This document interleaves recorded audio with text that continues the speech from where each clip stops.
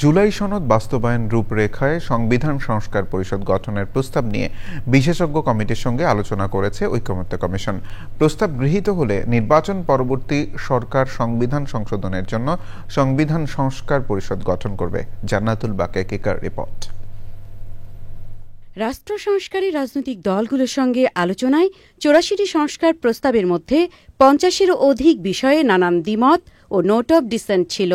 এরই মধ্যে গত ১৭ অক্টোবর জুলাই সনদে সই করে ২৪টি রাজনৈতিক দল। এরপর কমিশন জুলাই সনদের আইনি ভিত্তিসহ বাস্তবায়নের রূপরেখা নির্ধারণে বিশেষজ্ঞ কমিটির সাথে দফায় দফায় বৈঠক করছে।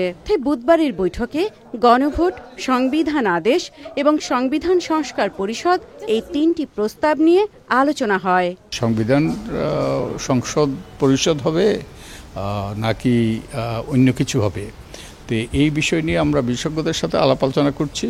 তাদের সুপারিশের ভিত্তিতে আমরা কমিশন পরবর্তী সিদ্ধান্ত নেব এবং সেই সিদ্ধান্ত আমরা সরকারকে দেব। জুলাই সনদ বাস্তবায়নের জন্য পরবর্তী সংসদে সংবিধান সংস্কার পরিষদ গঠনের বিষয়ে চুলচেরা বিশ্লেষণ করেন বিশেষজ্ঞরা।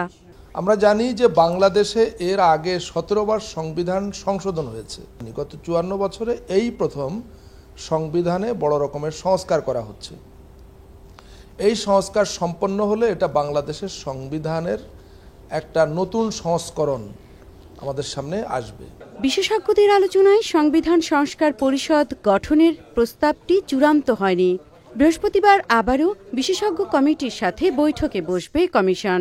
সিপিবি বলছে জুলাই সনদে সই না করার সিদ্ধান্তে তারা অটল।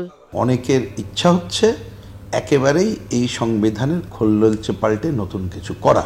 সংবিধান সংস্কার পরিষদের নামে যদি কিছু করতে চাই, এটা প্রকৃতপক্ষেই সংবিধান পুনর্লিখনের জায়গায় যাবে, তা দেশের মানুষ গ্রহণ করবে না। সিপিবির এই নেতা মনে করেন সংবিধান সংস্কার পরিষদের প্রস্তাব চূড়ান্ত হলে রাজনৈতিক মতভিন্নতা আরও বাড়বে। জান্নাতুল বাকিয়া কেকা, চ্যানেল আই, ঢাকা।